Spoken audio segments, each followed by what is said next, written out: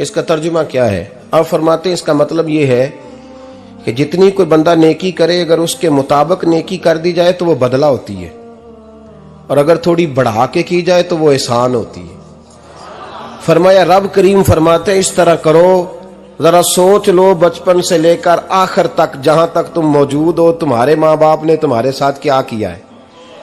अगर उससे बढ़ा के करोगे तो इसका मतलब है तुमने एहसान किया है। माँ बाप जो होते हैं ना, ठंडी छांव, मीठी जिंदगी।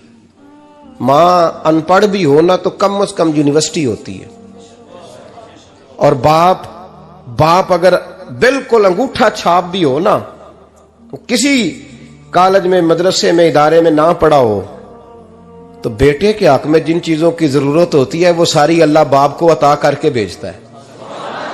माँ बाप को ना कुछ इल्म लदुन्नी अल्लाह देता है कि बच्चों के लिए कैसे आगे बढ़ना है। माँ बाप एक हुस्न है मुआशरे का।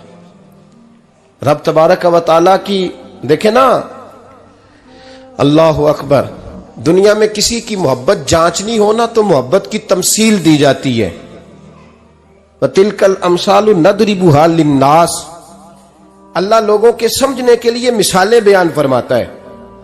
अल्लाह तबारक व तआला ने जब अपना आप समझाना चाहा ना, तवज्जो है मेरी बात पर, जब मालिक ने अपना आप समझाना चाहा तो मेरे रब ने माँ बाप की मिसाल बयान फरमाई। रब्बिरहमहुमा कमा रब्बयानी सगीरा, या अल्लाह उन दोनों पे रहम फरमा। और ये लफ्ज रब यहां दो माने में आया है, उलमा बैठे। रब का माना होता है तदरीजन पालना का, या अल्लाह उन दोनों पे रहम फरमा जिन्होंने मुझे रब बन के पाला। यानी मतलब क्या, यहां रबूबियत का माना पालने के माने में, तदरीजन पालना। मेरे नबी पाक सल्लल्लाहु अलैहि वसल्लम ने फरमाया अल्लाह तुमसे 70 माओं से ज्यादा मोहब्बत फरमाता है। ये इमाम सुयूती ने दुर्रे मंसूर में रवायत लिखी है। अच्छा भाई, अल्लाह ने भी मिसाल माँ की बयान फरमाई। फरमाया घर जाके अपनी अम्मा को देख लो, अम्मा तुमसे कितना प्यार करती है। बस उस प्यार को तोलना शुरू कर तो 70 माओं से भी ज्यादा रब तुमसे मोहब्बत फरमाने वाला है। माँ के सीने में ना, देखे ना, एक बच्ची होती है बीए, वो उसने कर लिया, उसकी अम्मा रोज कहती है बेटे सवेरे उठा कर। सास के पास जाएगी तो वो कहेगी कि इसकी अम्मा ने सवेरे उठना सिखाया ही नहीं, और बेटी कहती है अम्मा जो जावांगी वेखी जाएगी। अच्छा, उसकी शादी हो गई, उसकी सास ने आहिस्ता आहिस्ता शिकवे शुरू कर दिए, खामन से कहने लगी तू इसको उठाता ही नहीं सवेरे।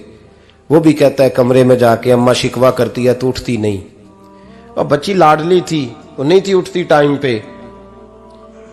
जिंदगी के 22 साल 23 साल वो सवेरे नहीं उठी, वक्त पे नहीं उठी, मिसाल दे रहा हूं।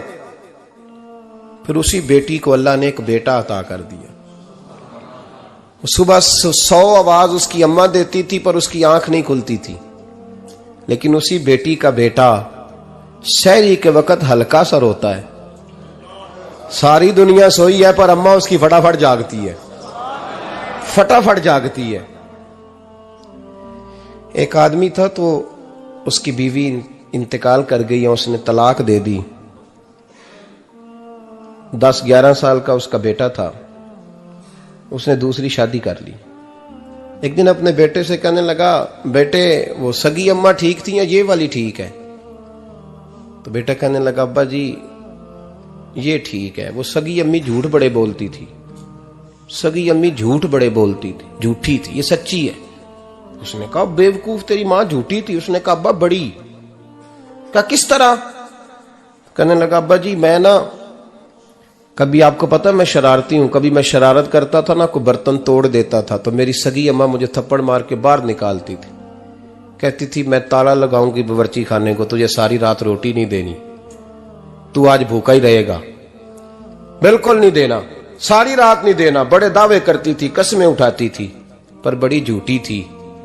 आधा घंटा भी नहीं गुजरता था तो गलियों में मुझे ढूंढने लग जाती थी, ढूंढ के लाती थी, ढूंढ के, और ला के ना तो गलती मेरी होती थी, रोना मेरी अम्मा शुरू कर देती थी, वे ओए मैनू ना सताया कर वे पुत्रा। फिर मेरी मर्जी का खाना मुझे पका के देती थी, मेरी मर्जी का, और फिर मेरी अम्मा मुझे तोहफा भी देती थी।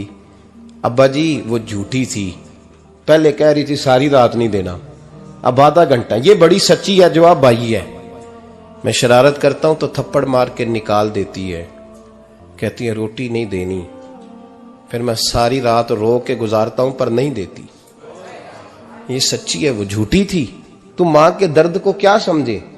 बच्चे तो कहते हैं अम्मा ने हमें कैद कर दिया, अम्मा कहती है मेरी मर्जी से खाओ। और तुझे नहीं पता उसने कैद नहीं किया, वो तुमसे प्यार बड़ा सच्चा करती, और बड़ा सच्चा प्यार करती है तेरे साथ, बड़ा सच्चा। बेटा बर्गर खा के आ जाता है, अम्मा कहती है रोटी खा ले, कहता नहीं आपने बैंगन पकाए हुए हैं मैंने नहीं खाने। तो अम्मा मिन्नतें करती है, कहती है चल तू दस की खाना है, तेनू सेवियां ना बना दिया, फटाफट दाल पक जाएगी, क्या खाएगा। वो अब्बा जी मेरी तरह करीब से कहते हैं छड़ पर भूख लगेगी तो आप ही खा लेगा। लेकिन अम्मा कहती है इसने रोटी ना खाई तो मुझे नींद नहीं आएगी। तो इस दर्द को समझना, मैं गुलाम हूं एक आस्ताने का, और मैं समझता हूं जो किसी का मुरीद ही नहीं उस पर तो साया ही नहीं, उसे चाहिए किसी बुजुर्ग का साया हासिल करे। लेकिन भाई ये बात भी बड़ी सच्ची है कि मेरे जैसे पीर के हाथ में 5,000 रुपया नजराना दो ना, पीर साहब दुआ करना, तो पीर साहब ने दुआ पक्की याद की हुई है सबके लिए, रट्टी रटाई, अल्लाह खैर करे अल्लाह भला करे, तो सबके लिए रट्टा लगाया हुआ है। और अम्मा को बेटा वैसे ही कह जाए, वैसे ही अम्मा मैं इंटरव्यू देने जा रहा हूं, जरा दुआ करना, वो बीबियां मंगा के दुआए तंजीना पढ़ाना शुरू कर देती है, और सारी सारी रात मुसल्ले पे बैठी। इस दर्द को समझना। और भाई बड़ा वेल ड्रेस बेटा होता है, वेल ड्रेस नौजवान,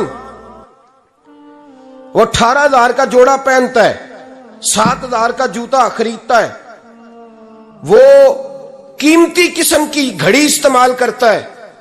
लेकिन उसी बच्चे के जब अपने बच्चे होते हैं ना, तो बीबी को कहता है ये ले 10,000 रुपया, बच्चों के कपड़े खरीद ले, मेरे सही है अभी कल ही तो खरीदे थे। और बाप, और तू समझा ही नहीं यार, 30 साल बाप ने जवानी सारी सऊदी अरब को दे दी, लेकिन तेरा ख्याल रखा। मैं ऐसे लोगों को जानता हूं जिन्होंने 30-30 साल परदेश में कंबल नहीं बदला, और जहां गए थे तो एक कंबल खरीदा था फिर बदला नहीं। तू मां बाप के बारे में, और यहां बच्चे हिसाब करते फिरते हैं, रब्बा जी तो पिछले महीने भी 5,000 दिता सी, तुसी पैसे दा कर दे की हो। मां बाप से हिसाब करता है तू। तिरमिजी शरीफ के लफ्ज है, एक सहाबी ने आके अर्ज की या रसूल अल्लाह पैसे विरासत के नहीं, मेरे अब्बा जी ने नहीं दिए मुझे, और मैंने खुद मेहनत करके कमाए, अब मेरा अब्बा मुझसे पैसे मांगता है तो क्या करूं, और मेरे हैं, मैंने कमाए हैं, अब्बा जी ने नहीं दिए, विरासत नहीं, हिस्सा नहीं मिला। हुजूर मेरा अब्बा मांगता है तो मेरे लिए हुक्म क्या है। तो नबी पाक ने फरमाया क्या कहा तुमने, पैसे तेरे हैं?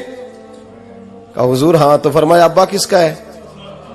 कहा या रसूलल्लाह मेरा। तो फरमाया अगर तू अपने वालिद का है तो तेरी हर शय तेरे वालिद की है,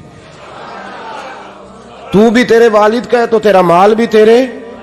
मां और बाप ये तो हुस्न है जिंदगी का, ये तो वकार है इंसान का।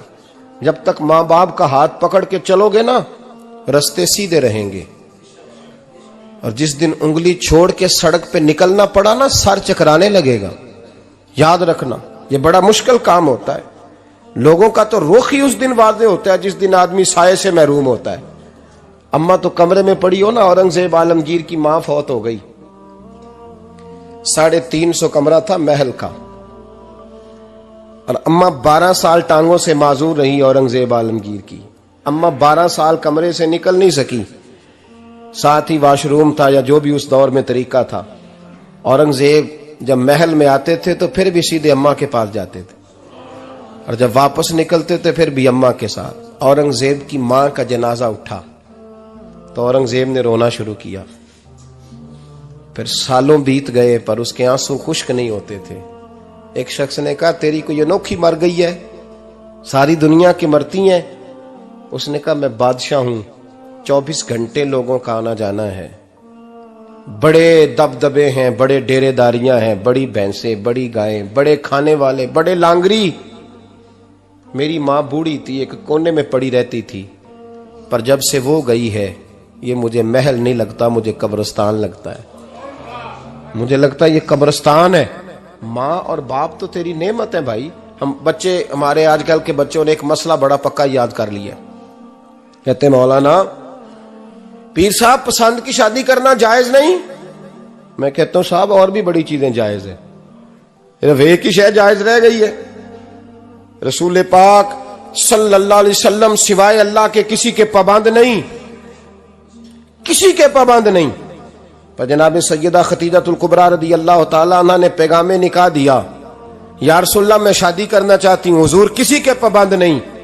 पर मेरे महबूब ने फरमाया मेरा चचा मेरे वालिद की जगह है, मैं अपने चाचा से पूछ के तुम्हें जवाब दूंगा। यह है पसंद की शादी जो मेरे नबी ने बयान फरमाई है। तू सारा कुछ क्रॉस कर करके गुजर जाता है। यहां तो हाल यह है कि पालने वाला कोई और साये में बैठने वाला, बाग तेरे दी कर कर राखी मैं सारी उम्र गुजारी, तो जदों ये फल पकन ते आया ते लै गए होर व्यापारी। और बेटा गुजरता है अम्मा के दरवाजे के आगे से, अम्मा के दरवाजे के आगे बेटा अमरूद लेके आया है 6 किलो। तवज्जो है मेरी बात पर? इधर देखें जी, छोड़ें थोड़ी देर हमारी सुने। वो अमरूद लेके आया 5-6 किलो, तो अम्मा के दरवाजे के करीब से गुजर गया रात को। तो कमाई खाने का टाइम आया ना, तो गुजर गया। तो वो वजीर आजम से डरता है ना, तो जाके बीबी से कहता है बीबी के हुकूक देना भी रसूलुल्लाह की सुन्नत है। लेकिन ये क्या बात हुई, तूने बीवी और मां का मुकाबला शुरू करा दिया? समझ तो सही, ये तेरे लिए काबे की जगह है और तू बीवी के लिए काबे की जगह है। उसे भी समझना चाहिए, गौर करना चाहिए। 5 किलो अमरूद लेके तो मां के कमरे के करीब से गुजर गया है। बीबी को जाके कहता है चल आधा किलो अम्मा को भी दे आ, उसके कौन से दांत हैं। तो प्लेट में डाल के वो लाई है। तू समझा ही नहीं, तूने गौर ही नहीं किया। बंदा तो वो ठीक नहीं था, नेपोलियन। पर किसी ने उससे पूछा था बता जिंदगी में पैसे लेने का मजा कब आया? उसने कहा कि मुझे मजा तब आता था कि मैं अपनी सारी कमाई ला के अपनी अम्मा के हाथ पे रखता था, और फिर जब मैं अपनी माँ से थोड़ा थोड़ा खर्चा लेता था ना, थोड़ा थोड़ा, तवज्जो है मेरी बात पे? अम्मा जी 10 रुपए दे आजे, कहते जब मैं थोड़ा थोड़ा खर्चा लेता था ना, तो मुझे यूं लगता था जैसे मैं बादशाह वक्त के सामने खड़ा हूं और वो खजाने का मुंह खोल खोल के मुझे देता जा रहा है। तू इस जायके को समझ तो सही भाई, तू इसको समझ तो सही भाई। याद रखें और गौर करें, मां और बाप। और फिर ये भी सुन लें, नबी पाक सल्लल्लाहु ताला अलैहि वसल्लम ने मां बाप के लिए फरमाया हुमा जन्नतुका व नारुक, यही तेरी जन्नत है और यही तेरे लिए जहन्नम है। अगर ये राजी हो गए तो तेरे लिए जन्नत है, नाराज हो गए तो चाहे तू 100 पीर के मजार पे हाजिरी दे आ, लेकिन जब तक अब्बा राजी नहीं उतनी देर तक अल्लाह राजी। ये हदीस पाक है, हुजूर ने फरमाया जिसके वालिद राजी उसका अल्लाह राजी, और जिसका बाप नाराज उसका अल्लाह। हाँ बेशक, अब ये हदीस है ना, तो सारे वली एक तरफ बैठ जाएं, कहें या अल्लाह बख्श दे मुरीद को, लेकिन अगर अब्बा कहे या अल्लाह ना माफ करना, तो अल्लाह उन औलिया की नहीं मानता, वालिद की मानता है। इसलिए बुल्ले शाह आसमानी उड्डियां पढ़ना है, जेड़ा घर बैठा उन्होंने पढ़िया ही नहीं। भाई याद रखो, माँ बाप से प्यार करो, इनकी खिदमत करो, इनके पास बैठा करो, और माँ बाप को टाइम दें, वक़्त दें, चंद घड़ियां उनके पास बैठें। आप यकीन करें, अब्बा जी से आप मशवरा कर ले, सिर्फ मशवरा, मर्जी बेशक अपनी करें, लेकिन उस मशवरे में आपको इतना साया मिलेगा कि जिंदगी में कभी नाकामी नहीं होगी। पर असी सज्जन दी मननी, अब्बे दी नहीं मननी। तो फटे पे जो नलायक हमारी तरह का बैठा है उससे मशवरा लेना है, वालिद से नहीं लेना। बाप के पास बैठे, उससे मशवरा लें। मेरे अब्बा जी किसान थे, मैंने अपनी जिंदगी में ढेरों चीजें अपने बाप से सीखी हैं, दर्जनों चीजें सीखी हैं। मेरे वालिद बड़े खुददार थे, मिजाज में अजीब सी खुददारी थी। कोई बंदा कभी हाल पूछ लेता था ना कि हालात किस तरह के हैं, तो फरमाते थे भाई अगर बताना हुआ तो अपने अल्लाह को बताऊंगा। अल्हम्दुलिल्लाह बड़ा फजल है, मैंने उनके हाथों पे हमेशा छाले देखे, हमेशा छाले, लेकिन उनका हाथ कभी किसी दुनियादार के सामने फैलता हुआ नहीं देखा।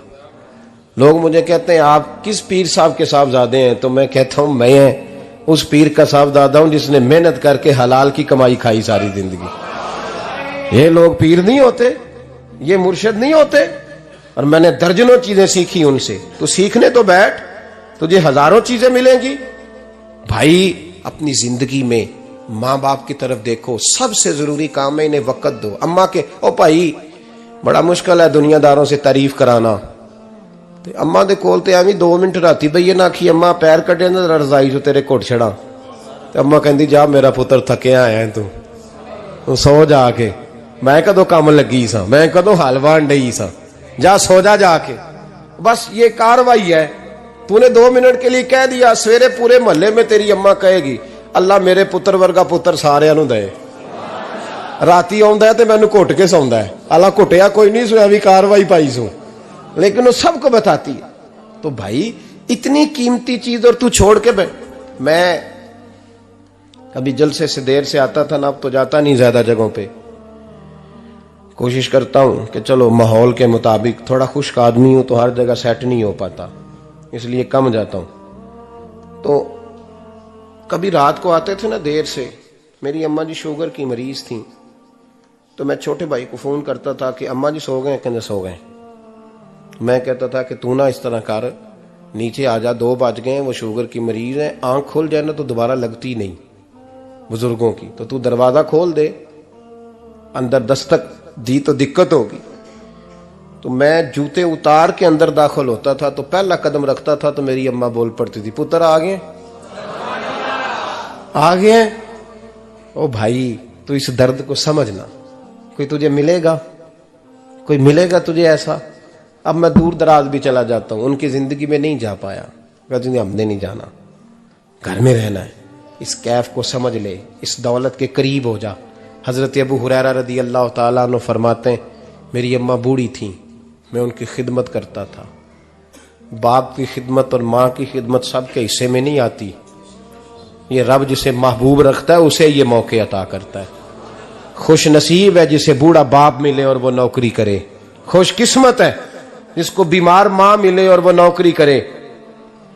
हजरत अबू हुरैरा फरमाते मेरी अम्मा बूढ़ी थी, तो उनका मैदा कमजोर हो गया था, तो मैं उठा के पखाना पेशाब करता था तो कई दफा मेरे ऊपर कर देती थी। ये हजरत इब्न जौजी अलैहि रहमान ने इसको लिखा है। फरमाते हैं मेरे दिल में ख्याल आता था कि मैं बड़ा खिदमत गुजार हूं अपनी माँ का। एक दिन मैं हजरत उमर के पास बैठा था उनके दौरे खिलाफत में, तो एक शख्स आ गया। उस शख्स ने आकर के कहा कि हजरत उमर से हुजूर एक मसला पूछना है। फरमाया पूछो। वो कहने लगा हुजूर मेरी अम्मा बूढ़ी हो गई है, बीमार रहती है, मरीजा है, मुझे आवाज देती है बेटे पेशाब आया है, आवाज देती है, तो मैं अम्मा को उठाता हूं। अभी मैं बैतुल खिला तक वॉशरूम तक जाता नहीं कि मेरी अम्मा मेरे ऊपर पेशाब कर देती है। हजरत उमर से कहने लगा हुजूर बचपन में मैं अम्मा पे पेशाब करता था, अब अम्मा मेरे ऊपर कर देती है तो हक अदा हो गया ना। हजरत अबू हुरैरा कहते हैं जब उसने सवाल पूछा तो मेरे भी कान खड़े हो गए। मैंने कहा ये तो मेरे वाला मसला पूछ रहा है, मेरे वाला मसला पूछ रहा है। मेरे पास एक दोस्त जुमा पढ़ने आते हैं बड़ी दूर से, उन्हें कहने लगे हजरत साहब जदों भी मैं आउना ना तुसी मेरी ही गल छेड़ देंदे हो, वो जो बात होती है ना बिल्कुल मेरी ही होती है। मैंने कहा नहीं यार जो मैं कर रहा होता हूं वो मेरी भी होती है, वो सारे मुआशरे की होती है। हमें लगता है कि मेरी हो रही है, हालांकि वो बात हमारी सबकी मुश्तरका होती है। सुन ले और याद रख लें। हजरत अबू हुरैरा फरमाते मेरे कान खड़े हो गए। मैंने कहा इसने तो मेरी बात पूछनी शुरू कर दी। हजरत फारूक आजम से कहने लगा हुजूर बचपन में मैं अम्मा पे पेशाब करता था, वो मेरे ऊपर कर देती है तो हक अदा हो गया। हजरत उमर कहने लगे नहीं कोई नहीं हुआ। उसने कहा हुजूर मुझे समझाएं, वो सारे काम जो मैं अम्मा के साथ करता था अम्मा मेरे साथ करती है तो क्यों नहीं हुआ। हजरत उमर कहने लगे भाई पेशाब तो तू भी अम्मा पे करता था और अम्मा भी तेरे ऊपर करती है, पर तेरी और तेरी माँ की सोच में बड़ा फर्क है।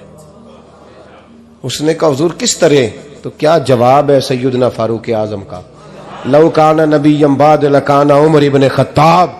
क्या जवाब है। हजरत उमर फरमाने लगे तेरी और तेरी माँ की सोच में बड़ा फर्क है। कहा हुजूर किस तरह। फरमाया जब तेरी अम्मा तेरे ऊपर पेशाब करती है ना तो तू दुआ करता है कि या अल्लाह बूढ़ी हो गई है इसे पर्दा दे दे, और जब तू अपनी अम्मा पे पेशाब करता था तो वो दुआ करती थी या अल्लाह मेरे लाल को लंबी जिंदगी अता फरमा। फरमाया ये तेरा और उसका फर्क है, तू पर्दे की दुआएं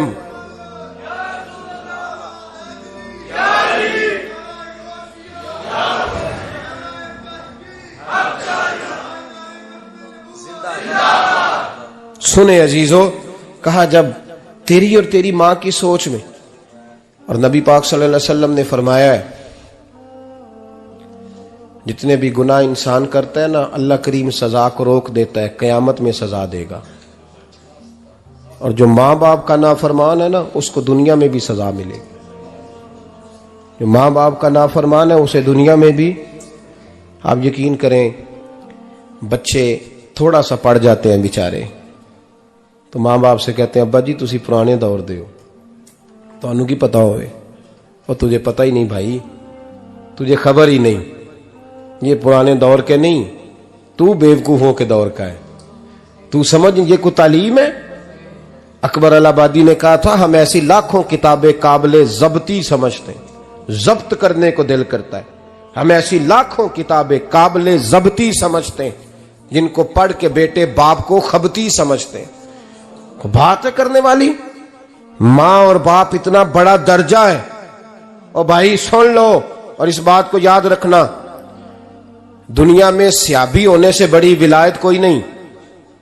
सारे वली गौस कुतुब अब्दाल मिलके भी सियाबी के कदमों की खाक तक को नहीं पहुंच सकते, लेकिन हजरत अवैसे करनी सियाबी नहीं बन सके सिर्फ अपनी अम्मा की वजह से, पीछे रहे। महबूब ने फरमाया तू वहां रह के मां की नौकरी कर, तेरा नबी तुझसे राजी है। इतना बड़ा काम उन्होंने छोड़ दिया, हुजूर की जाहिरी जियारत नहीं कर पाए, और तू कहता है मैं फलाने पीर साहब के आस्थाने पे होता हूं, अम्मा बड़े भाई के पास होती है, मैं जाता हूं तंजीमों के साथ, जमातों के साथ, और अम्मा फलाने के साथ। ये कैसी बात हुई?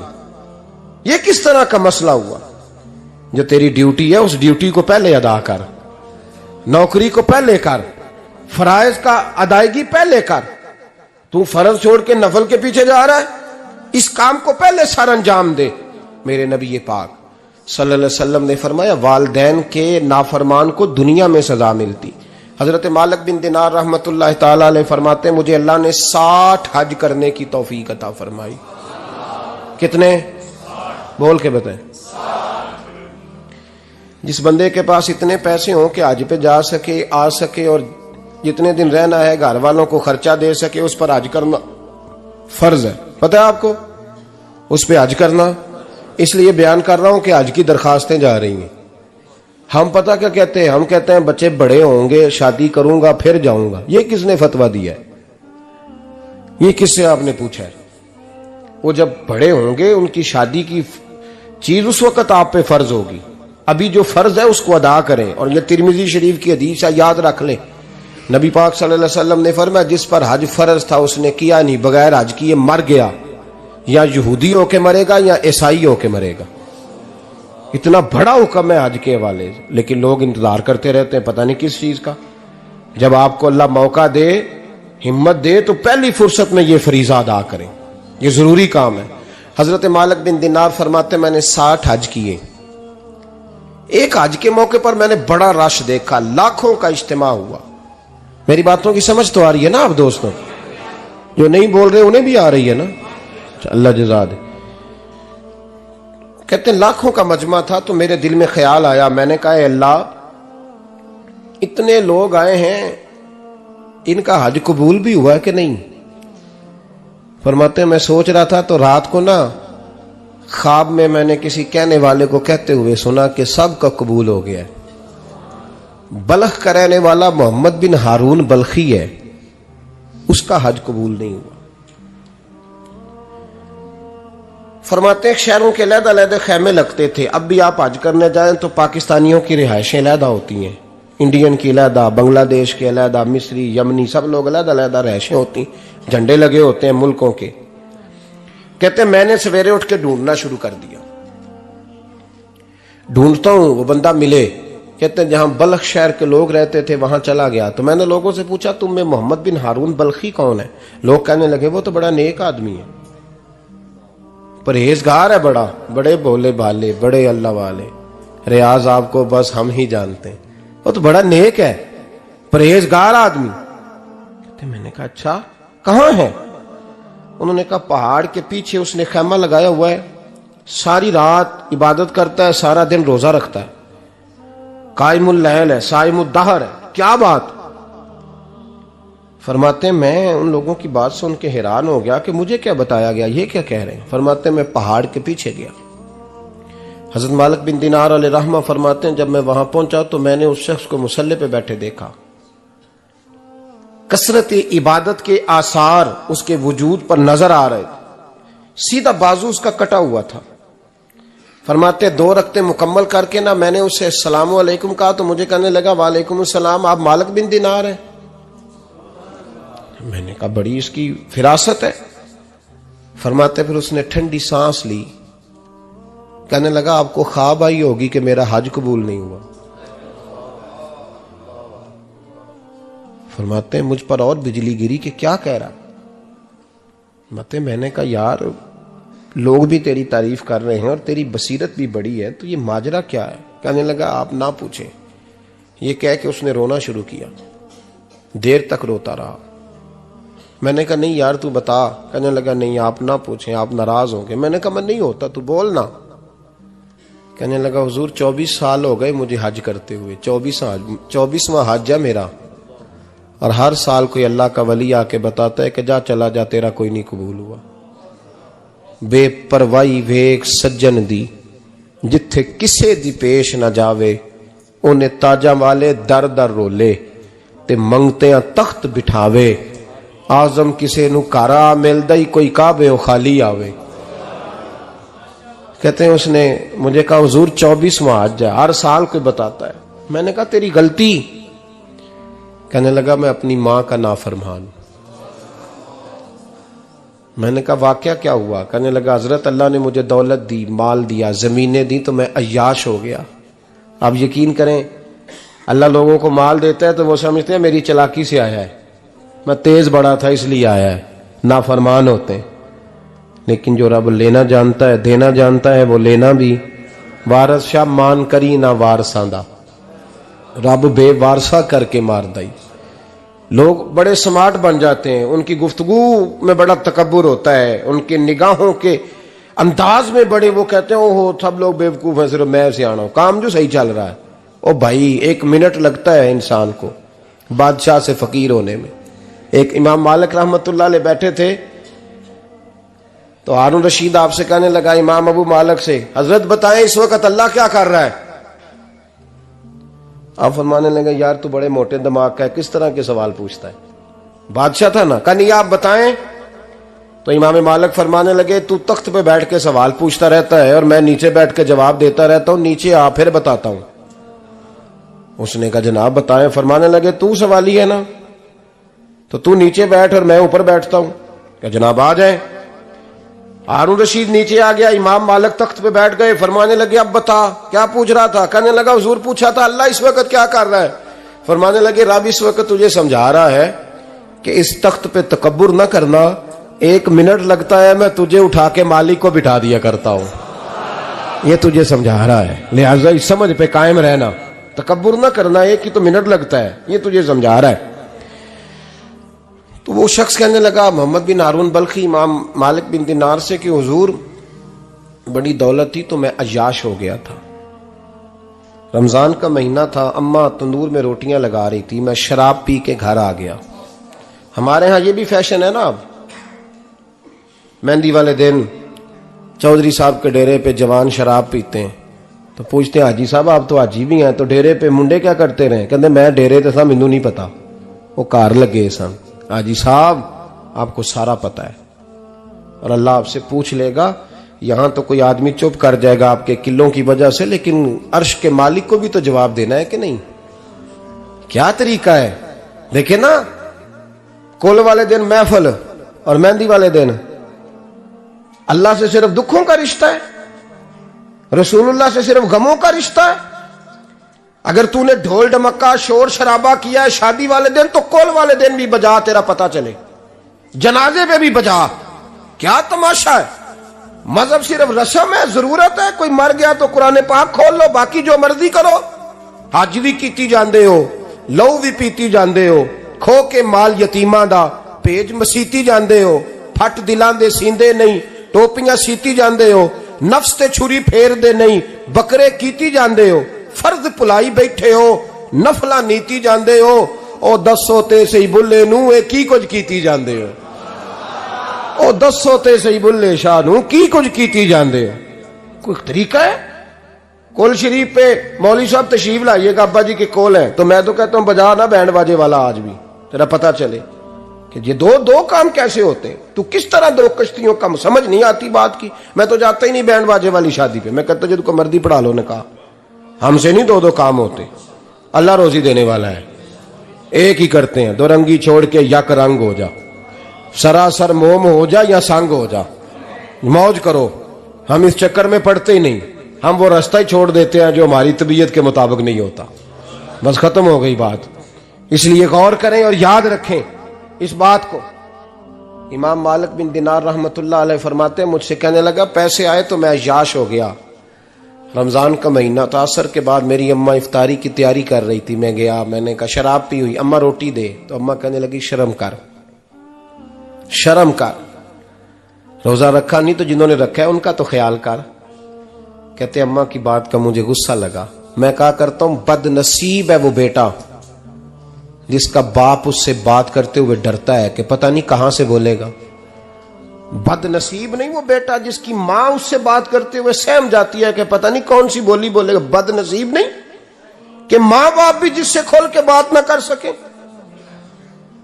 हजरत मालिक बिन दिनार से कहने लगा, अम्मा ने जब कहा ना शर्म कर, तो मुझे गुस्सा आया, मैंने मां को थप्पड़ मारा और मेरी मां जलते हुए तंदूर में गिरी। लोगों ने मुझे पकड़ के अंदर बंद कर दिया कमरे में। सारी रात मैं शोर सुनता रहा पर नशे में धुत रहा। सवेरे आंख खुली तो मेरी बीवी बैग बांध रही थी। मैंने कहा कहां जा रही हो? कहने लगी जो मां का नहीं बना मेरा कैसे बनेगा। वो मैंने कहा मेरी अम्मा का, वो तो लोगों ने रात को ही दफन कर दी जनाजा पढ़ के। तड़प के कहने लगा मुझे क्यों नहीं बताया? तो कहते हैं लोग कहने लगे तेरी मरती हुई मां कह गई थी इसे मेरा मुंह ना देखने देना, मेरे जनाजे के करीब ना आए। हजरत मालिक बिन दिनार फरमाते हैं जब उसने ये बात सुनाई तो मैंने भी उसके मुंह पे थप्पड़ मारा। मैंने कहा तू इसी काबिल है। कहते हैं वो रोने लगा, हुजूर दुआ करे अल्लाह मुझसे राजी हो जाए। कहने लगा जब माँ की इंतकाल की खबर मिली तो मैंने कुल्हाड़ी लेके वो हाथ काट दिया जिससे माँ को मारा था। मैंने सारी जायदादें खिरात कर दी। 24 साल हो गए, 24 साल। सारी रात नमाज पढ़ता हूँ, रोजा रखता हूँ, हज करता हूँ, पर हर साल कोई आके कहता जा दौड़ जा तेरा कोई नहीं कबूल हुआ। हुजूर दुआ करे मालिक राजी हो जाए। फरमाते मैं थप्पड़ मार के आ गया। मैंने कहा तुझसे राजी हो जाए इतने जालिम से? इमाम मालिक फरमाते हैं रात को आके सोया तो मुझे ख्वाब में रसूल पाक का दीदार हुआ। तो नबी पाक अलैहिस्सलाम ने फरमाया मालिक तू उसे मायूस क्यों कर आया है? अल्लाह तो बड़ा मेहरबान है। कहा हुजूर मां के नाफरमान को माफी कैसे मिलेगी? तो इमाम मालिक फरमाने लगे नबी करीम ने फरमाया जा उसे जाके बता दे तुझे कयामत में तेरी मां की वजह से बख्श दिया जाएगा। कहा हुजूर अम्मा की वजह से किस तरह? तो महबूब फरमाने लगे इसकी मां कयामत में इसके खिलाफ मुकदमा दायर करेगी रब करीम की अदालत में। ए अल्लाह मैंने 9 माह पेट में रखा, दर्द सह के इसे जना, जिगर का खून पिला के पाला और इसी ने मुझे कत्ल किया। रब करीम इसकी मां का मुकदमा सुन के कहेगा उठाओ इसको दोज़ख में फेंको, इसने मां जलाई थी इसे भी जलाओ। महबूब फरमाने लगे जब पकड़ करके मालिक उसको मोहम्मद बिन हारून को लोग ले जाएंगे ना जहन्नम की तरफ, अभी फरिश्ते घसीटेंगे ही तो पलट के फिर अम्मा की तरफ देखेगा और दूसरी दफा फिर घसीटेंगे तो पलट के देखेगा और तीसरी दफा फिर पलट के कहेगा अम्मा ये मुझे जलाने लगे, अम्मा ये जहन्नम में फेंकने लगे। मेरे हबीब फरमाने लगे वो जल के मरने वाली मां वहां भी बोल पड़ेगी, कहेगी या अल्लाह चल मैंने माफ किया तू भी माफ कर दे। ऐ अल्लाह मैंने माफ किया तू भी माफ कर दे, अल्लाह तू माफ कर दे इसे, अल्लाह तू इससे दरगुजर फरमा, इसे माफ कर दे। मेरे महबूब पाक अलैहिस्सलाम फरमाते हैं रब करीम कहेगा इसने तुझे जलाया, तो कहेगी अल्लाह ये तो बेटा था इसने जला दिया, मैं मां हूं, मेरे सामने जले तो मैं कैसे बर्दाश्त कर सकती हूं। फरमाया उसने जला के मारा था, पर उसी मां की वजह से रब करीम इसे जन्नत अता फरमाएगा। पलटा पलटा, जा जाके मां के पैरों में बैठ, जा सवेरे अनपढ़ बाप से दुआ कराया कर, जा बिल्कुल अंगूठा छाप बाप से सुबह दुआ कराया कर, देख रब करीम तेरे लिए रहमतों के दरवाजे खोल देगा। और आखिरी बात ये भी सुन ले, मां बाप के इंतकाल के बाद रिश्ते खत्म नहीं होते। रिश्ते खत्म, क्या दुआ मांगते हो नमाज में? रब्बना इग़फिर ली। इसका मतलब है मां बाप तो है ना, वो जो औलाद बचपन में चली जाएगी ना, नाबालगी में, छोटे बच्चे, वो क़यामत में मां बाप की सिफारिश करेंगे। मां बाप के इंतकाल के बाद भी आला हज़रत फाज़िल बरेलवी ने 12 हुकूक लिखे हैं मां बाप के फतावा रज़विया में। फरमाया उनके दोस्तों से दोस्ती रख, उन्होंने जो वादे किए थे वो वादे पूरे कर, अगर उनके जिम्मे कर्जे हैं तो अदा कर, और अगर तेरे माँ बाप जो नेकियां करते थे वो नेकियां जारी रख।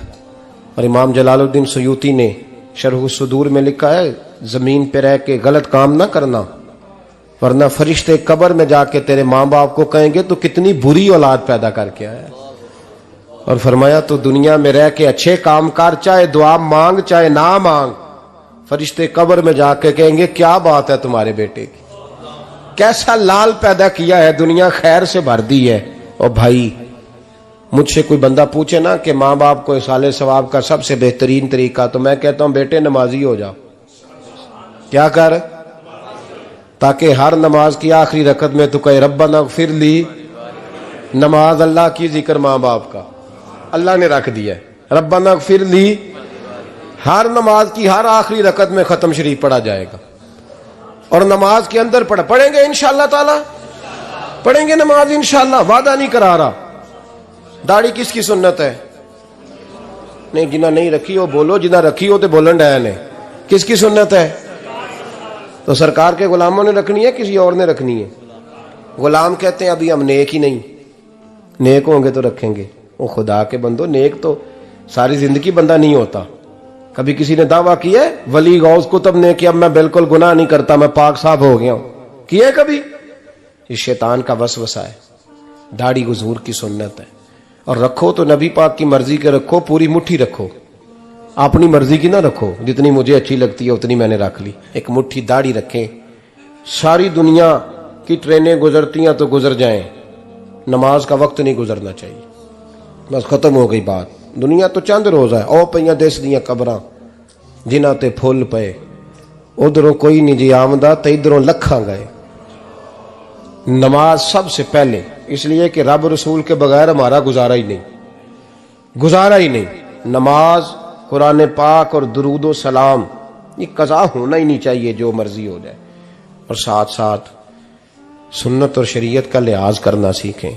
और मेरी अपील ये है, हर इमारत पे गुलाफ नहीं चढ़ता, सिर्फ खाना काबा पे चढ़ता है।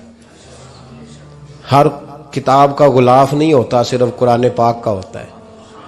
हर बीबी का पर्दा नहीं होता, सिर्फ मुसलमान औरत का होता है। जो चीजें पर्दों में होती हैं ना, वो मुकद्दस होती हैं। और भाई टाफी से भी रैपर उतार दो तो मक्खियां बैठने लगती हैं।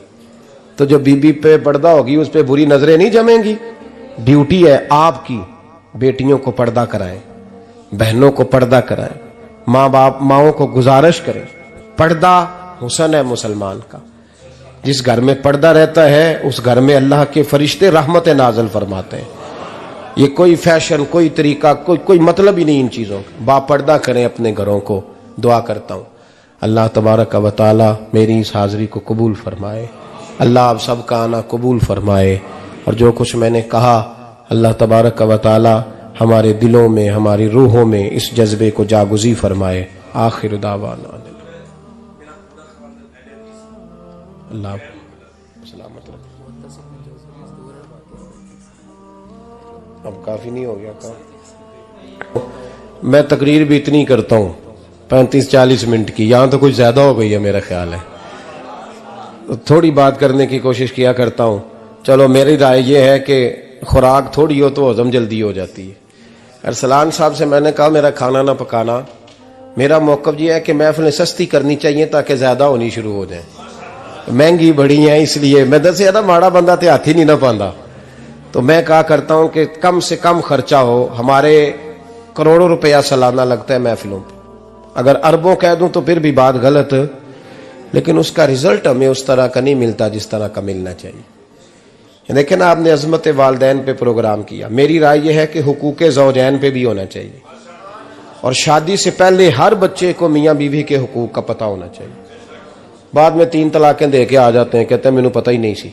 तो अगर पहले पता कर लेंगे तो ये तमाशा नहीं लगेगा, लेकिन ये काम होता नहीं। बहन भाइयों के हुकूक पर बात होनी चाहिए, ये बड़े जरूरी काम है। और ये भी सारा मेरे नबी पाक का मिलाद ही है, इसलिए कि ये बातें मुस्तफ़ा ने सिखाई हैं हमें सल्लल्लाहु। एक बात कही हजरत ने, मैं अर्ज कर देता हूं। मुहद्दिस इब्न जौजी रहमतुल्लाह अलैह एक बुजुर्ग के बारे में फरमाते हैं, वो कहते हैं कि बाज लोगों ने तो उनका अपना नाम लिखा है और बाज जगह पे एक और बुजुर्ग का जिक्र है, और बयान रवायत हजरत मुहद्दिस इब्न जौजी फरमाते हैं। वो कहते हैं कि मैं घर में कोई काम कराना था, काम होते हैं ना छोटे मोटे घर में, तो फरमाते हैं मैं मजदूर लेने गया बगदाद में। चौकों पे मजदूर सारी उम्र का मजदूर ही है ना बेचारा। अमीर तो अमीरतर होता जा रहा है और गरीब गरीबतर हो रहा है। हमारे तो पीर भी लोगों को कह रहे हैं फकीर हो जाओ, खुद अमीर होते जाते, खुद रोज बरोज अमीर हो रहे हैं, दुनिया को कह रहे हैं फकीर हो जाओ। तुम भी तो थोड़ा फकर इख्तियार करो ना भाई, जो दर्ज दे रहे हो। इल्ला माशाअल्लाह, सबकी बात नहीं करता। फरमाते हैं कि मैं ना मजदूर लेने गया, बगदाद के चौक में मजदूर बैठे होते थे, तो मेरी उन मजदूरों में से ना एक नौजवान बच्चे पे नजर पड़ी। बड़ा कमजोर सा वजूद था, लेकिन चेहरे पर इबादत का निशान था। माथा बताता था कि नमाज का बड़ा ख्याल रखता है। मैं उसके करीब गया, चेहरे भी बड़ा कुछ बताते हैं ना, चेहरों में भी बड़ी रानाई होती है। फरमाते हैं मैं करीब गया, मैंने उसको कहा बेटे मजदूरी करोगे? तो कहने लगा मजदूरों में बैठा हूं तो हुजूर मजदूरी के लिए ही तो बैठा हूं। तो मैंने कहा कि चलो फिर। कहने लगा नहीं मेरी कुछ शर्तें। मैंने कहा बताओ? कहने लगा पहली शर्त यह है कि लोग 4 दिनार दिहाड़ी लेते हैं, मैं 3 दिनार लूंगा। मैंने कहा यार बे तो बड़ी बेहतरीन है, बाकी भी इस तरह की रख ले। उसने कहा हुजूर दूसरी शर्त यह है कि मैं आपकी मुकम्मल बात मानूंगा, लेकिन जब अजान हो जाएगी फिर आपकी नहीं सुनूंगा। तीसरी बात उसने ये की कि हुजूर मैं आपके घर में काम करूंगा पर आपके किसी सवाल का जवाब नहीं दूंगा। कहते हैं मैंने कहा यार तू बड़ा अजीब है, शर्तें तो मालिकों की होती हैं। कहने लगा जी बहरहाल मैं शर्तें लगा के जाता हूं। फरमाते हैं मैं उसे घर ले आया, काम मैंने उसको बताया, तो जो काम मजदूर सारे दिन में करता है ना उसने 2 घंटे में ही कर दिया। हमारे मजदूर सिगरेट पीने में भी तो आधा घंटा लगाते हैं ना, वो चाय पीने जाएं तो पौना घंटा वहां। उनको भी तो दयानतदारी करनी चाहिए कि नहीं करनी चाहिए? ने मुआहदा किया है ना जी, तो पूरा उतरना चाहिए ना। कहते 2 घंटे में। अब काम जब बंदा शुरू कराता है तो काम और निकल आता है। कहते काम मैंने उसको और बता दिया, वो करने लगा। उसने मिट्टी निकाल के रखी थी बाहर रास्ते में, तो अजान हो गई जोर की। उसने वहीं कुदाल छोड़ी कई और चलने लगा। तो मेरा बेटा कहने लगा इसको जरा बराबर कर दो। कहने लगे चुप कर जा, तेरे बाप से बात हुई थी, जब अजान होती है तो मैं किसी और की नहीं सुनता, सिर्फ अल्लाह रसूल की सुनता हूं। कहते हो मस्जिद चला गया, नमाज पढ़ के आया तो दोपहर का वक्त था। मेरी बीबी कहने लगी इसको को खाना खा ले। कहते हमने कहा खाना खा लो, तो कहने लगा मैंने रोजा रखा हुआ, रमजान भी नहीं था, नफली रोजा रखा हुआ। फरमाते हैं शाम हुई, मैंने 3 दिनार दिए, तो मैंने कहा तेरा नाम क्या है? कहने लगा मैंने आपसे कहा था मैं किसी सवाल का जवाब नहीं दूंगा। तो वो चला गया। अगले दिन मैं फिर लेने गया उसे, काम कुछ और निकल आए, तो लोगों ने बताया वो सिर्फ हफ्ते वाले दिन आता है। मैंने कहा क्यों? कहने लगे जी वो कहता है मेरा हफ्ते का खर्चा 3 दिनार है, जब 3 दिनार कमा लेता हूं तो बाकी सारा टाइम अल्लाह रसूल की जिक्र में गुजार दिया करता हूं। फरमाते हैं जी अगले हफ्ते मैं फिर लेने गया, मैंने पूरा हफ्ता इंतजार किया कि काम उसी से कराना है। मैं जब गया तो मैंने कहा चलो। कहने लगा मेरी शर्तें याद है ना? और मैंने कहा याद है भाई साथ चल। फरमाते हैं काम कराया, 2-3 हफ्ते वो आता रहा। एक हफ्ते में गया तो लोगों ने कहा हुजूर आज नहीं आया। क्यों? कहने लगे बीमार हो गए। कहाँ घर है? कहने लगे बगदाद के कब्रिस्तान के पीछे जो कच्ची आबादी है उसमें रहता है। फरमाते मैं गया, दरवाजे पे दस्तक दी तो कहने लगा हुजूर आप हैं? दरवाजा खोला है, आ जाइए। फरमाते मैं अंदर गया तो मैंने कहा तुम्हें कैसे पता चला मैं आया हूं? कहने लगा हुजूर अल्लाह वाले हो, आप नहीं आना था, वरना अमीर तो गरीबों का पता लेने कोई नहीं आते। कहते मैं करीब गया तो कहने लगा मैं आपका इंतजार कर रहा था, तेज बुखार है, तप रहा। जेब से कुछ पैसे निकाले, कहने लगा ये पैसे रख लें। एक अंगूठी निकाली, कहने लगा हुजूर आज रात को मेरा इंतकाल हो जाएगा, इन पैसों का कफन खरीद के सुबह जनाजा पढ़ के मुझे दफन कर देना, और जब दफन करो तो ये अंगूठी लेके असर के बाद हारून रशीद के पास जाना। आप उसे कहना मैंने मिलना है, पर वो आपको टाइम नहीं देगा। आप उसको आवाज दीजिएगा कि तेरी एक अमानत है मेरे पास, फिर वो आपसे मिलेगा तो अंगूठी दे दें, फिर आप मेरी तरफ से फारिग हैं। हजरत फरमाने लगे तेरा नाम? और कहने लगा हुजूर वक्त थोड़ा है, आज रात मैंने जाना है, बड़ी लंबी माफी मांगनी है रब करीम से, अगर मुनासिब समझे तो मुझे अपने रब से तन्हाई करने दे। फरमाते हैं मैं आ गया, पर उसकी बातों ने मुझे सारी रात सोने नहीं दिया। फरमाते हैं सुबह बड़ी मुश्किल से सूरज निकला, मैं गया, दरवाजे पे हाथ रखा तो दरवाजा खुला हुआ था। अंदर दाखिल हुआ तो खुशबुएं मेरा इस्तकबाल कर रही थी। जब चेहरे से कपड़ा हटाया तो उसका तो इंतकाल हो चुका है, इंतकाल हो चुका है, ऐसे जैसे किसी का दीदार करके सोया है। कहते मैं तो 2 आदमी ले गया था जनाजे पे, पर पता नहीं दुनिया किधर किधर से आई, कहां कहां से। अखां जदों मीटियां जमाना मैनू रोवेगा, अपना ते अपना बेगाना मैनू रोवेगा, अपना ते अपना। और मियां साहब ने कहा था बाद मरन दे मुखड़ा मेरा हो जावे जे ताजा, फिर समझ लेना महबूब मेरे ने आन पड़िया जनाजा। और किसी उर्दू के शायर ने कहा था मेरे मरने पे हर सू शोर मच जाएगा देखोगे कि अल्लाह को, मेरे मरने पे हर सू शोर मच जाएगा देखोगे, कहने अलविदा सरकार खुद तशरीफ लाएंगे। फरमाते हैं मैं तो 2 बंदे ले गया था, पर पता नहीं मखलूक कहां कहां से आई। जनाजा पड़ा, दफन किया। हारून रशीद के पास में असर के बाद गया, मैंने बुलाना चाहा पर बादशाह था, मेरी तरफ देखा ही नहीं। मैंने उसको कहा तेरी ये अमानत मेरे पास है।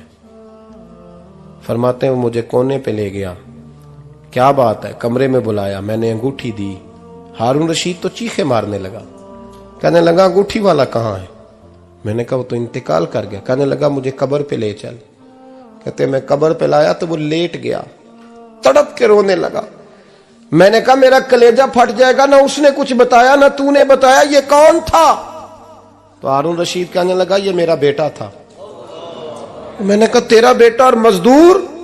कहने लगा हुजूर ये हजरत दाऊद ताई के पास बैठा करता था, उनका मुरीद था, मुझे रोज कहता था अब्बा तूने बड़ी दुनिया इकट्ठी कर ली है, मरते वक्त तुझसे टांगे समेटी नहीं जाएंगी, इतना हिसाब नहीं तू दे सकेगा। मैं इसको समझा देता, इसकी अम्मा समझा देती। ये रोज हमें कहता छोड़ दो, आ जाओ अल्लाह रसूल की बारगाह में झुक जाएं। हम समझ। एक दिन ये चला गया, कहने लगा फिर तुम्हारा रास्ता और है और मेरा रास्ता और है। ये सोने की अंगूठी गलती से इसके पास रह गई थी, गलती से हीरे की अंगूठी चली गई।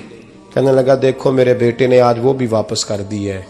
फिर तड़प के कहने लगा हारून रशीद था तो ये मेरा बेटा, पर मेरा मुर्शद निकला, मेरा पीर निकला। भाई जिंदगी तो बड़ी थोड़ी है ना। बाबा साहब ने कहा था उठ फरीदा सुत्या, और दाढ़ी आ गया ही पूर, अग्गा नेड़े आ गया ही, पिछा रह गया ही दूर। उठ फरीदा सुत्या खलकत वेखन जा, मते कोई मिल जाई बख्शिया ते तू भी बख्शिया जा। उठ फरीदा सुत्या झाड़ू दे मसीत, तू सुतै रब जागदा, तेरी डाडे नाल परीत। मेरा रब हमें भी अपनी बारगाह